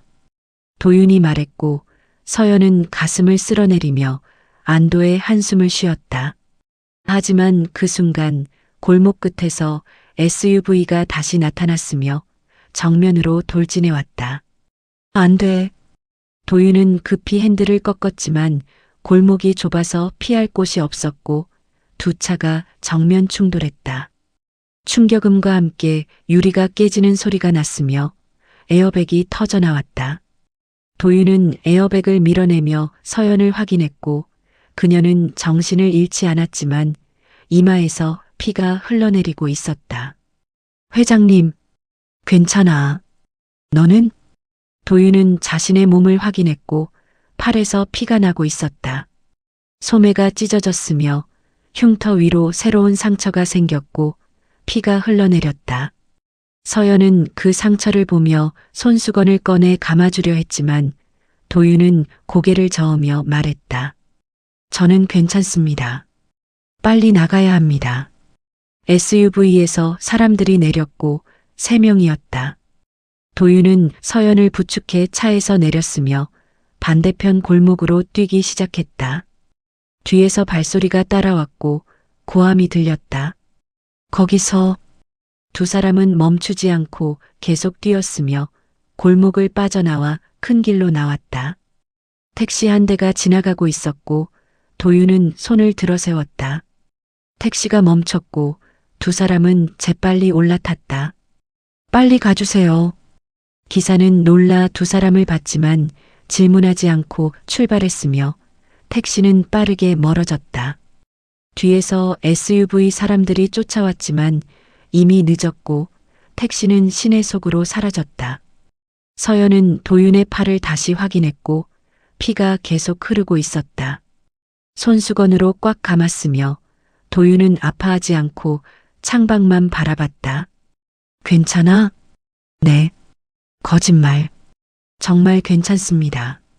서연은 더 이상 묻지 않고 도윤의 손을 잡았으며 그의 손은 차갑고 떨리고 있었다.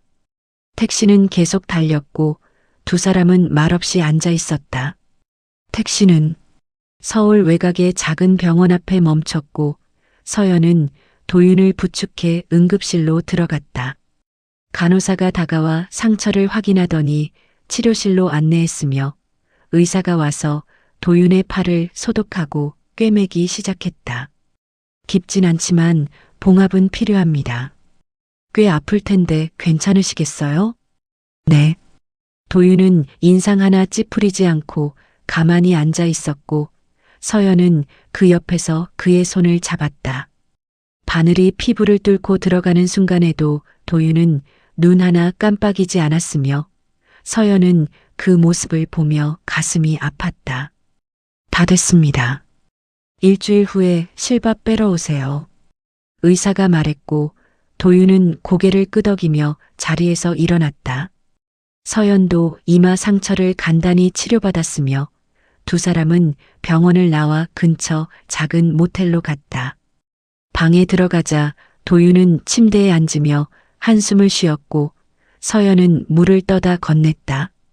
도윤은 물을 마시며 창밖을 바라봤는데 해가 중천에 떠 있었고 하늘은 맑았다. 이제 어떻게 할 겁니까? 도윤이 물었고 서연은 가방에서 박 원장이 준 파일을 꺼내며 대답했다. 확인해야지. 제대로.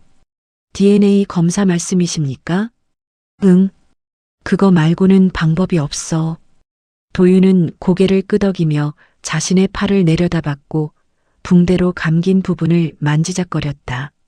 서연은 휴대폰을 꺼내 검색을 시작했으며 근처에서 빠른 DNA 검사를 할 수 있는 곳을 찾았다. 여기 가자. 이틀 안에 결과 나온대. 지금 가시겠습니까? 당연하지.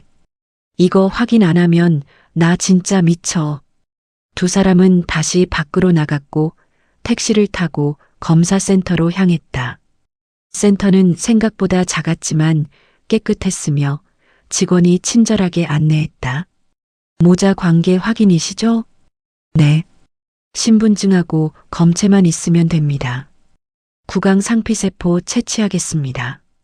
직원은 면봉을 꺼내 서연과 도윤의 입 안쪽을 문질렀고 샘플을 튜브에 넣어 봉인했다.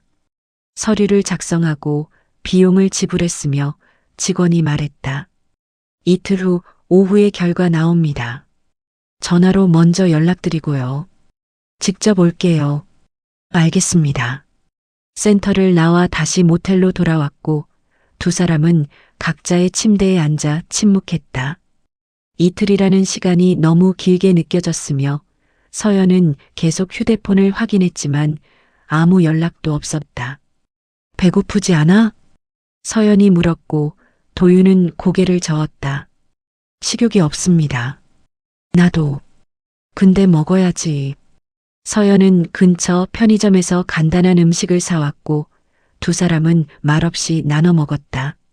김밥과 삼각김밥 그리고 우유였는데 도윤은 역시 왼손으로 먹었고 서연은 그 모습을 보며 또다시 확신에 가까운 무언가를 느꼈다. 밤이 깊어졌고 두 사람은 잠을 청했지만 쉽게 오지 않았다. 서연은 천장을 바라보며 도윤이 자신의 아들이라면 어떻게 할 것인지 생각했고 도윤은 창밖을 보며 서연이 자신의 어머니라면 어떻게 받아들여야 할지 고민했다. 다음 날도 마찬가지였다. 두 사람은 모텔 밖으로 나가지 않았고 방 안에서 기다렸다. 서연은 파일을 몇 번이고 들춰봤으며 발도장을 만지고 기록을 읽고 날짜를 확인했다. 도윤은 노트북으로 재단 파일을 분석했지만 집중이 안 됐고 계속 시계만 확인했다. 회장님, 응, 만약에요. 만약에? 만약 결과가 나오면 어떻게 하실 겁니까? 서연은 잠시 생각하다가 대답했고 목소리는 떨렸다. 모르겠어. 솔직히 저도 모르겠습니다. 두려워? 네, 나도. 두 사람은 서로를 바라봤고 그 시선 속에는 두려움과 기대, 그리고 무언가 더 큰 감정이 섞여 있었다. 이틀째 오후 휴대폰이 울렸다. 검사센터였다. 결과 나왔습니다. 방문하시면 알려드리겠습니다. 서연은 전화를 끊고 도윤을 봤으며 도윤도 그녀를 봤다. 두 사람은 말없이 일어나 밖으로 나갔고 택시를 타고 센터로 향했다. 택시 안은 침묵으로 가득했고 서연의 손은 계속 떨렸으며 도윤은 창밖만 바라봤다. 센터에 도착했고 두 사람은 안으로 들어가 접수대로 갔다. 윤서현 씨 맞으시죠? 네. 이쪽으로 오세요. 직원은 상담실로 안내했고 두 사람을 앉힌 뒤 봉투 하나를 꺼냈다. 봉투는 봉인돼 있었으며 직원이 가위로 뜯었다. 모자 관계 검사 결과입니다. 직원은 서류를 펼쳤고 두 사람은 숨을 멈췄다. 일치율 99.99%입니다. 그 말이 떨어지는 순간 세상이 멈춘 것 같았다. 서연은 서류를 받아들고 글자를 읽었지만 눈물 때문에 잘 보이지 않았고 도윤은 고개를 숙인 채 떨고 있었다. 직원이 계속 말했다. 생물학적 모자 관계가 확인됐습니다. 확률상 오차는 거의 없습니다. 서연은 서류를 내려놓고 도윤을 봤으며 도윤도 천천히 고개를 들어 그녀를 봤다. 두 사람의 눈에서 동시에 눈물이 흘러내렸고 서연은 떨리는 목소리로 말했다. 넌 내 아들이야. 도윤은 대답하지 못하고 그냥 울었으며 어깨가 떨렸다. 서연도 울음을 터뜨렸고 35년 동안 쌓였던 모든 것이 한꺼번에 무너져 내리는 것 같았다. 미안해, 미안해. 서연은 계속 말했고 도윤의 손을 잡았다. 내가 널 죽였다고 믿으며 살았어. 35년 동안. 내가 제대로 못 낳아서, 내가 약해서 내가 죽었다고 생각했어. 도윤은 고개를 저으며 대답했고 목소리는 울음 때문에 제대로 나오지 않았다. 아닙니다. 어머니 잘못이 아닙니다. 어머니라고 불러줘서 고마워. 저야말로 살아있어서 죄송합니다. 무슨 소리야? 살아있어줘서 고마워. 정말로. 두 사람은 손을 맞잡은 채 한참을 울었고 직원은 조용히 물 한 잔을 놓고 나갔다. 상담실에는 두 사람만 남았으며 오랜 시간이 지나서야 울음이 멈췄다. 서연은 눈물을 닦으며 도윤의 얼굴을 자세히 봤고 남편의 눈매, 자신의 코, 모든 게 섞여 있는 얼굴이었다. 도윤도 서연을 보며 처음으로 제대로 된 미소를 지었고 그 미소는 따뜻했다. 이제 어떻게 할까? 서연이 물었고 도윤은 손을 꽉 쥐며 대답했다. 모르겠습니다. 하지만 이제 혼자가 아니니까 같이 생각하면 될 것 같습니다. 그래, 같이 생각하자. 두 사람은 센터를 나와 밖으로 걸었고 해가 지고 있었다. 노을이 하늘을 물들이고 있었으며 서연은 도윤의 팔짱을 끼고 천천히 걸었다. 배고프지? 네. 뭐 먹고 싶어? 어머니가 만들어주시는 거요. 서연은 웃으며 도윤을 봤고 그도 웃었다. 나 요리 못하는데? 괜찮습니다. 제가 할게요. 그래. 네. 어릴 때부터 혼자 해먹어서 익숙합니다. 서연은 그 말에 또다시 가슴이 아팠지만 표정은 밝게 유지했고 도윤의 손을 더 꽉 잡았다. 이제부턴 혼자 안 해도 돼. 알고 있습니다. 모텔로 돌아와 간단히 식사를 하고 서연은 도윤에게 물었다. 재단 일은 어떻게 할까? 복사한 파일 분석이 끝났습니다. 최상무의 비자금 조성 증거가 확실합니다. 얼마나? 약 200억 정도입니다. 서연은 한숨을 쉬며 고개를 끄덕였고 노트북을 펼쳐 파일을 확인했다. 거래 내역, 계약서, 이메일 등이 모두 정리돼 있었으며 최상무가 조직적으로 돈을 빼돌린 흔적이 명확했다. 이거면 충분해. 어떻게 하실 겁니까? 경찰에 넘기고 언론에 공개하는 거지. 회장님도 타격을 입으실 텐데요. 상관없어. 이제 그런 거 중요하지 않아. 서연은 노트북을 덮으며 도윤을 받고 미소 지으며 말했다. 나 이제 회장 같은 거 안 해도 돼. 그냥 엄마로 살고 싶어. 도윤은 그 말에 눈시울이 붉어졌고 고개를 끄덕였다. 하지만 일단은 정리해야 합니다. 그래, 제대로 정리하자. 다음 날 아침 서연은 김비서에게 전화를 걸었고 만나자고 했다. 김비서는 조심스럽게 장소를 정했으며 도심 외곽의 작은 카페에서 만나기로 했다. 카페에 도착하자 김비서가 이미 와 있었고 서연과 도윤을 보더니 놀란 표정을 지었다. 회장님, 괜찮으십니까? 괜찮아. 앉아. 세 사람은 구석 자리에 앉았고 서연은 USB를 꺼내 김비서에게 건넸다. 이 안에 최상무 비리 증거가 다 있어. 경찰에 넘기고 싶은데 안전하게 할 방법이 있을까? 김비서는 USB를 받아들고 잠시 생각하다가 대답했다. 제가 아는 검사가 있습니다. 신뢰할 수 있는 사람이고요. 부탁할게. 그런데 회장님, 응? 왜 이제서야 결정하신 겁니까? 전에도 기회는 있었는데. 서연은 도윤을 보며 미소 지었고 김비서에게 말했다. 지킬 게 생겼거든. 김비서는 두 사람을 번갈아 보며 무언가 눈치챈 듯 했지만 묻지 않았고 고개를 끄덕이며 USB를 주머니에 넣었다. 알겠습니다. 일주일 안에 처리하겠습니다. 고마워. 그동안 고생 많았어. 아닙니다. 제가 해야 할 일이었습니다. 김비서는 자리에서 일어나 떠났고 서연과 도윤은 커피를 마시며 창밖을 바라봤다. 사람들이 오가고 있었으며 평범한 하루가 흘러가고 있었다. 이제 진짜 끝나는 거야? 도윤이 물었고 서연은 고개를 끄덕였다. 응, 이제 끝.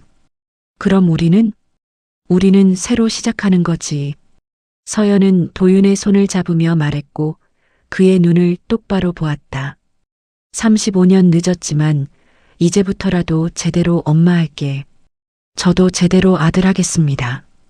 두 사람은 웃었고 그 웃음은 진심이었다.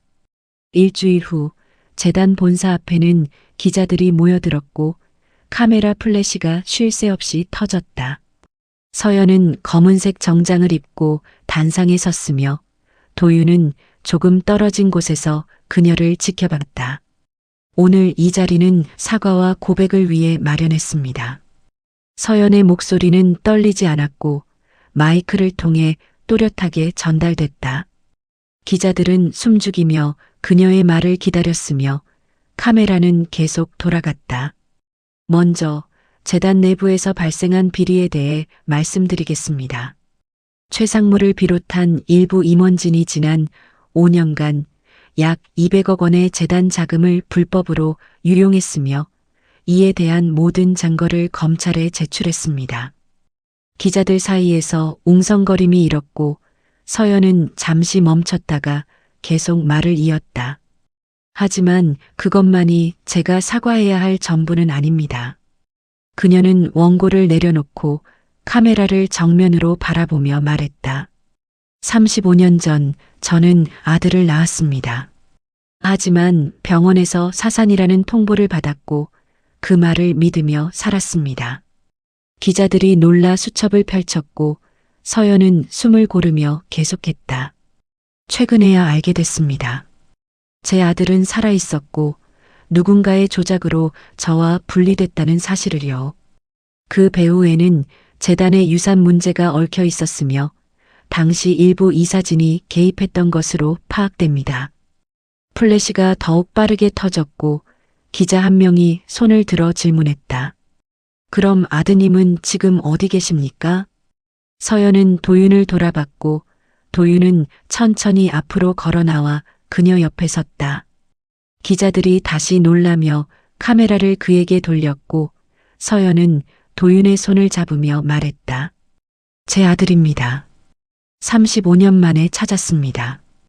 회장실은 텅 비어 있었고 서연은 마지막으로 짐을 정리하고 있었다. 책들을 상자에 담고 서류를 정리하고 사진 액자를 꺼내며 오랜 시간을 돌아봤다. 도윤은 그 옆에서 함께 짐을 날랐으며 두 사람은 말없이 작업했다. 다 됐어? 서연이 물었고 도윤은 마지막 상자를 들어 올리며 고개를 끄덕였다. 네. 이게 마지막입니다. 그럼 가자. 두 사람은 회장실 문을 닫고 복도를 걸었으며 직원들이 고개 숙여 인사했다. 서연은 각자에게 짧게 인사하며 지나갔고 엘리베이터를 타고 1층으로 내려갔다. 로비에는 김비서가 서 있었고 그는 서연에게 다가와 고개를 숙였다. 회장님, 아니 이제는 서연 씨. 편하게 불러. 오랜 시간 모시면서 부족했습니다. 아니야. 고마웠어. 앞으로 재단은 내가 잘 이끌어줘. 최선을 다하겠습니다. 김비서는 도윤에게도 인사했고 도윤은 악수를 청하며 말했다. 잘 부탁드립니다. 도윤 씨도 어머니 잘 모셔드리고요. 도윤은 미소 지으며 고개를 끄덕였고 세 사람은 잠시 서서 말없이 건물을 바라봤다. 서연은 깊게 숨을 들이마시고 내쉬며 말했다. 이제 진짜 끝이네. 새로운 시작입니다. 김비서가 말했고 서연은 고개를 끄덕이며 도윤과 함께 건물을 나섰다. 밖에는 햇살이 따뜻하게 내리쏟고 있었으며 바람이 불어와 머리카락을 흩날렸다. 차에 짐을 싣고 두 사람은 새로 마련한 집으로 향했다. 도심이 아닌 외곽의 작은 주택이었는데 마당이 있고 정원이 있는 조용한 곳이었으며 도착하자마자 서연은 집 안을 둘러보며 만족스러운 표정을 지었다. 여기 좋다. 저도 그렇게 생각합니다. 짐을 풀고 두 사람은 거실에 앉아 차를 마셨다. 창밖으로는 나무들이 보였고 새들이 지저귀는 소리가 들렸으며 서연은 그 소리를 들으며 평온함을 느꼈다. 도윤아. 네. 이제부턴 뭐 하고 싶어?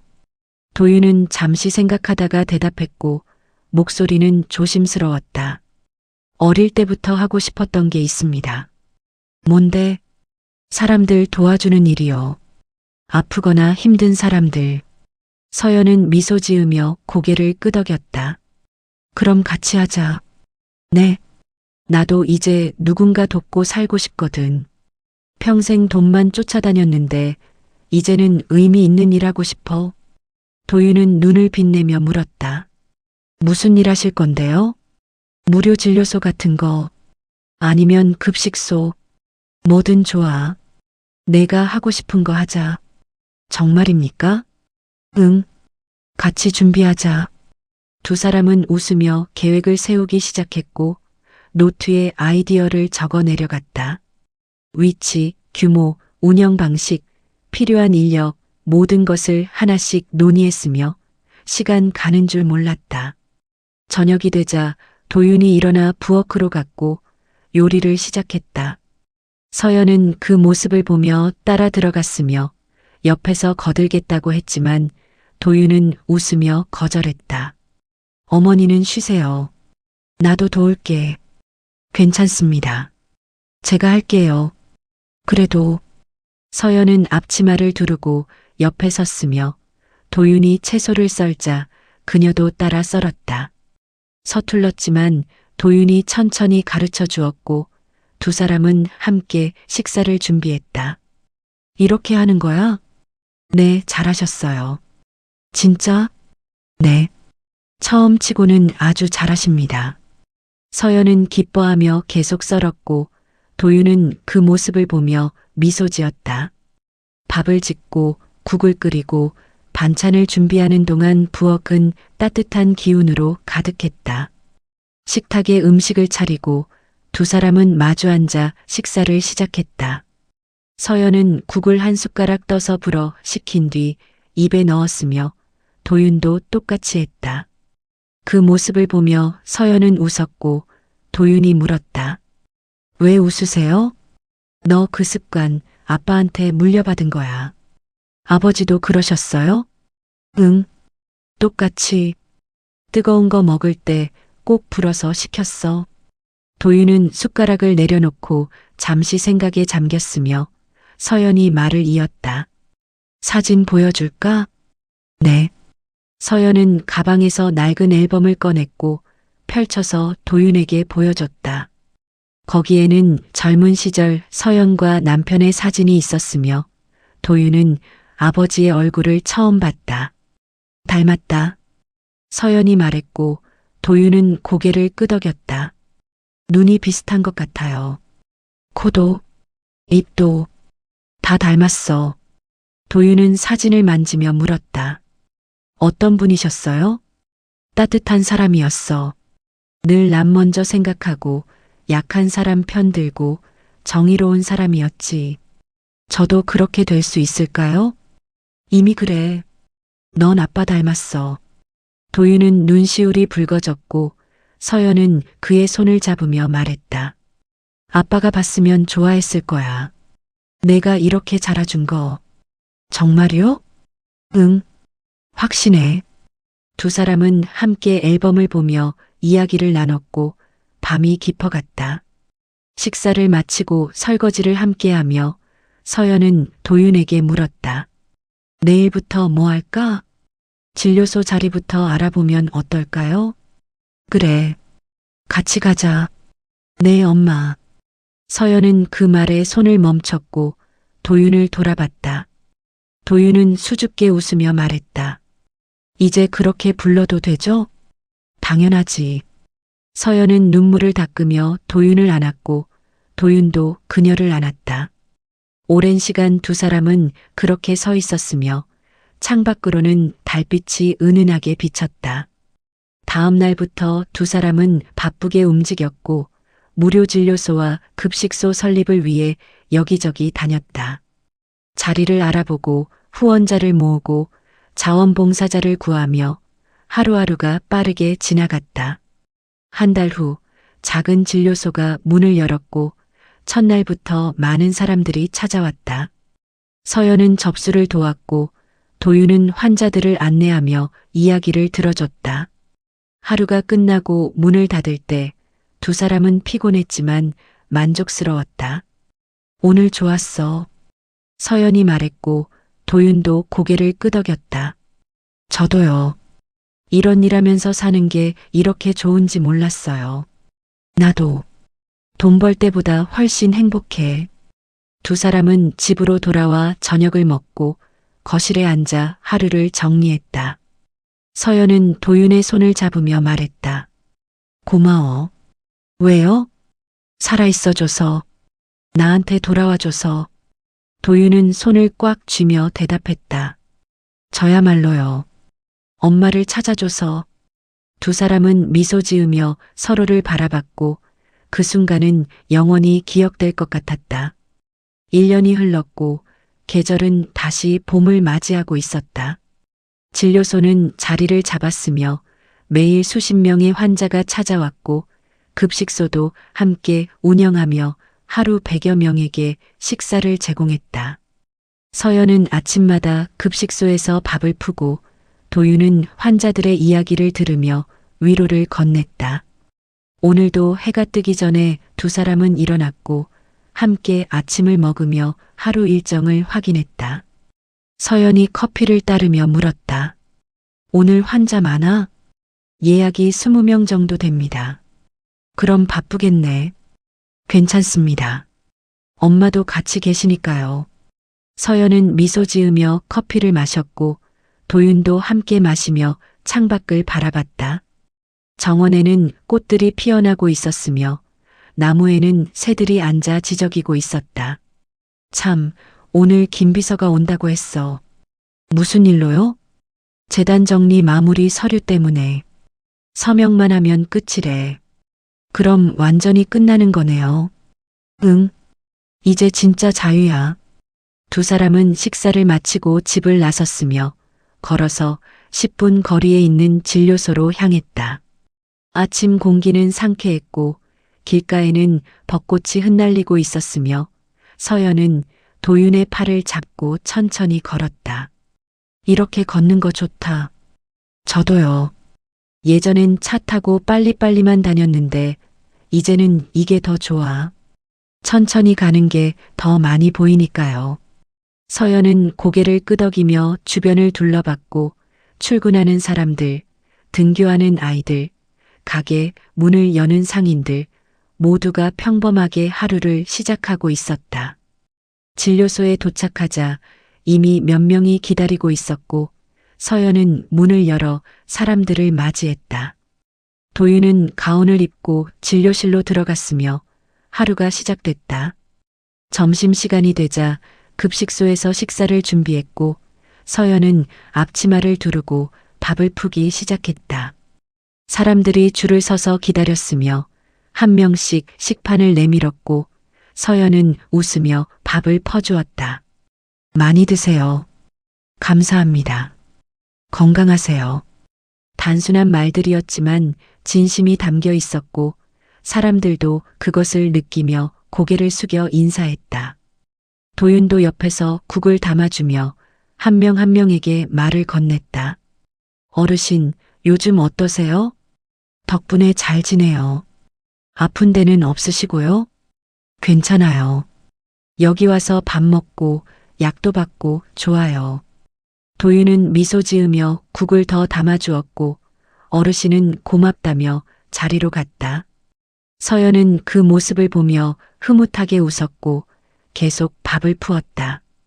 오후 3시쯤 김비서가 도착했고 서연과 도윤은 잠시 쉬는 시간을 내어 그를 맞이했다. 김비서는 서류 뭉치를 들고 왔으며 테이블에 펼쳤다. 마지막 서류입니다. 여기 서명하시면 재단과 완전히 분리됩니다. 서연은 서류를 훑어보고 펜을 들어 서명했으며 도윤도 필요한 곳에 이름을 적었다. 김비서는 서류를 정리하며 말했다. 재단은 지금 안정적으로 운영되고 있습니다. 최상무 일당은 모두 법적 처벌을 받았고 새로운 이사진이 구성됐습니다. 잘 됐네. 고생 많았어. 아닙니다. 제가 해야 할 일이었습니다. 김비서는 서류를 가방에 넣고 일어서려다가 주머니에서 작은 상자를 꺼냈고 서연에게 건넸다. 이건 뭐야? 회장실 금고에서 나온 겁니다. 개인 물건 같아서 가져왔습니다. 서연은 상자를 받아 열었고 안에는 오래된 은목걸이가 들어 있었다. 작은 음판에는 시오 지을라는 글자가 새겨져 있었으며 그녀는 그것을 보자마자 기억이 떠올랐다. 이거 아시는 물건입니까? 응. 아들 낳았을 때 준비했던 거야. 내 이름 이니셜 새겨서 목에 걸어주려고 했는데 결국 못했지. 도윤은 서연을 보며 자신의 주머니에서 똑같은 은목걸이를 꺼냈고 2개를 나란히 놓았다. 크기도 디자인도 똑같았지만 도윤의 것은 훨씬 낡아 있었다. 같은 거네요. 응. 한 쌍이었어. 하나는 아기한테, 하나는 내가 가지려고 했는데. 서연은 2 목걸이를 손에 쥐고 눈물을 참았으며 김비서는 조용히 자리를 떠났다. 도윤은 서연의 어깨를 감싸며 말했다. 이제 다시 한 쌍이 됐네요. 그러게. 서연은 자신의 목걸이를 도윤에게 건넸고 도윤의 목걸이를 받았다. 2 사람은 서로에게 목걸이를 걸어주었으며 은은하게 빛나는 음판이 가슴에 닿았다. 잘 어울려. 서연이 말했고 도윤도 고개를 끄덕였다. 엄마도요. 저녁이 되어 일을 마치고 2 사람은 집으로 돌아가는 길에 공원에 들렀다. 벤치에 앉아 노을을 바라보며 쉬었는데 하늘은 주황빛과 분홍빛으로 물들어 있었고 구름은 천천히 흘러가고 있었다. 예쁘다. 서연이 중얼거렸고 도윤도 하늘을 보며 말했다. 정말이요. 이런 거 보는 것도 오랜만이야. 예전엔 너무 바빠서 하늘 볼 시간도 없었는데 이제는 매일 볼 수 있으니까요. 그래. 고마운 일이지. 2 사람은 한동안 말없이 노을을 감상했고 바람이 불어와 머리카락을 흩날렸다. 서연은 도윤의 손을 잡으며 천천히 입을 열었다. 도윤아. 네. 엄마라는 이름은 버려지지 않더라. 도윤은 고개를 돌려 그녀를 보았고 서연은 계속 말을 이었다. 35년 동안 내가 없었어도 내 안에선 계속 엄마였어. 내가 죽었다고 믿었어도 그 이름만큼은 버릴 수 없었어. 도윤은 손을 꽉 쥐며 대답했고 목소리는 떨렸다. 아들도 그렇습니다. 응? 혼자였어도 버려졌다고 생각했어도 어딘가에 엄마가 있을 거라고 믿었어요. 그 믿음 하나로 살았어요. 서연은 눈물을 흘렸고 도윤도 울었다. 두 사람은 손을 맞잡은 채 노을을 바라봤으며 하늘은 점점 어두워지고 있었다. 이제 괜찮아. 서연이 말했고 도윤은 고개를 끄덕였다. 네. 이제 괜찮습니다. 별이 하나씩 보이기 시작했고 두 사람은 벤치에서 일어나 집으로 걸어갔다.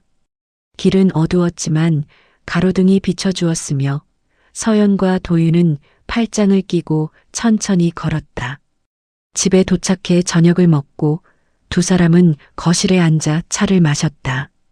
창밖으로는 달이 떠올랐고 은은한 빛이 방 안을 채웠다. 내일은 뭐 할까? 서연이 물었고 도윤은 생각하다가 대답했다. 내일도 오늘처럼요. 그래. 네. 아침에 일어나서 같이 밥 먹고 진료소 가고 사람들 도와주고 저녁에 집에 와서 이렇게 차 마시고. 서연은 웃으며 고개를 끄덕였다. 그거 좋네. 단순하지만 단순한 게 제일 좋은 것 같아요. 나도 그렇게 생각해. 두 사람은 차를 다 마시고 각자의 방으로 가기 전에 포옹했다. 서연은 도윤의 등을 토닥이며 말했다. 잘 자. 엄마도 잘 자요. 꿈 꿔. 좋은 꿈이요? 응. 좋은 꿈. 도윤은 방으로 들어갔고 서연도 자신의 방으로 갔다. 침대에 누워 천장을 바라보며 그녀는 하루를 되돌아봤다. 평범한 하루였지만 행복했고 특별한 일은 없었지만 충만했다. 목에 걸린 은목걸이를 만지며 서연은 눈을 감았다. 35년 전 그날이 떠올랐지만 이제는 아프지 않았고 오히려 감사했다. 그 모든 시간이 있었기에 지금이 있다는 것을, 이렇기에 다시 찾는 기쁨을 알게 됐다는 것을. 고마워. 그녀는 중얼거렸고 누구에게 하는 말인지 정확히 알 수 없었다. 하늘에 있을 남편에게, 자신을 지켜준 누군가에게, 아니면 다시 돌아온 아들에게. 옆방에서 도윤도 침대에 누워 있었고 목걸이를 쥔 채 눈을 감았다. 35년간 혼자였던 시간들이 떠올랐지만 후회는 없었고 그 시간이 자신을 강하게 만들었다는 것을, 그래서 지금 엄마를 지킬 수 있게 됐다는 것을 알았다. 사랑해요, 엄마. 그는 속삭였고 잠이 들었다. 두 개의 방에서 두 사람이 잠들었고 달빛은 조용히 창문을 통해 들어와 두 사람을 비췄다. 은목걸이가 은은하게 빛났으며 밤은 깊어갔다. 세상은 여전히 돌아가고 있었고 내일도 해는 뜰 것이며 두 사람은 다시 일어나 하루를 시작할 것이었다. 평범하지만 소중한 하루를 함께. 그로부터 2년이 더 흘렀다. 진료소는 더 커졌고 급식소는 하루 200명을 먹일 수 있게 확장됐으며 자원봉사자들도 늘어나 이제는 서연과 도윤만으로 운영하는 곳이 아니었다. 하지만 두 사람은 여전히 매일 나와서 일했고 사람들과 이야기하며 웃음을 나눴다. 오늘은 진료소 3주년 기념일이었고 작은 행사가 열렸다. 환자들과 자원봉사자들이 모여 케이크를 자르고 차를 마시며 담소를 나눴으며 서연은 그 한가운데에서 사람들에게 인사했다. 여러분 덕분에 여기까지 왔습니다. 정말 감사합니다. 박수가 터져나왔고 도윤도 옆에서 고개를 숙여 인사했다. 사람들은 환호하며 두 사람을 축하했으며 한 어르신이 앞으로 나와 말했다. 원장님, 아니 서연 씨 덕분에 저희가 삽니다. 진심으로 감사합니다. 제가 더 감사하죠. 여러분이 있어서 제가 살아요. 서연의 말은 진심이었고 그녀는 도윤의 손을 잡으며 사람들을 바라봤다. 3년 전만 해도 상상할 수 없었던 풍경이었으며 지금은 이것이 자신의 전부라는 것을 알았다. 행사가 끝나고 사람들이 하나씩 돌아간 후 서연과 도윤은 진료소 앞 벤치에 앉아 저녁 노을을 바라봤다. 하늘은 또다시 주황빛으로 물들어 있었고 구름은 천천히 흘러가고 있었다. 이런 날이 올 줄 알았어? 서연이 물었고 도윤은 고개를 저었다. 몰랐습니다. 그냥 하루하루 살았을 뿐이에요. 나도. 근데 돌아보니까 참 많은 일이 있었네. 그러게요. 서연은 목에 걸린 은목걸이를 만지며 웃었고 도윤도 자신의 목걸이를 만졌다. 두 개의 목걸이는 이제 완전히 한 쌍이 됐으며 두 사람을 이어주는 상징이었다. 엄마. 응? 행복하세요? 서연은 도윤을 돌아보며 대답했고 목소리는 확신에 차 있었다. 너무 행복해. 이렇게 행복해도 되나 싶을 정도로. 저도요. 그래.